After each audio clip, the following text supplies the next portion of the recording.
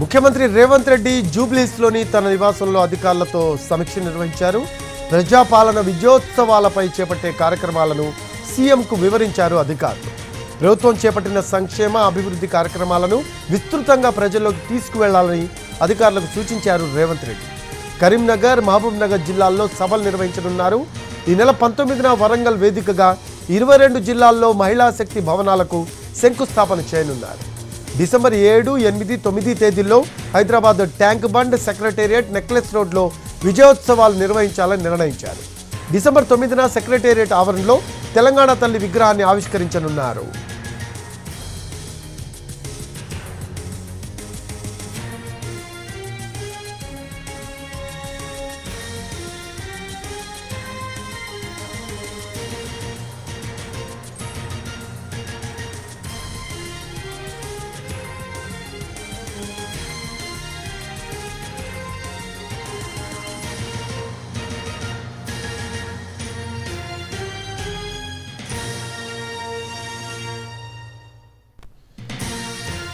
ముఖ్యమంత్రి రేవంత్ రెడ్డి జూబ్లీస్లోని తన నివాసంలో అధికారులతో సమీక్ష నిర్వహించారు.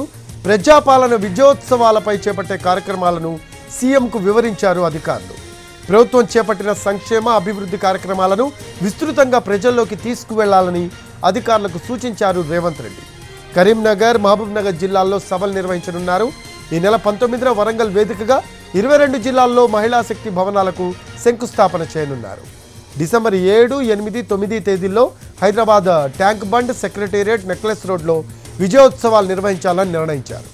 డిసెంబర్ 9న సెక్రటేరియట్ ఆవరణలో తెలంగాణ తల్లి విగ్రహాన్ని ఆవిష్కరించనున్నారు.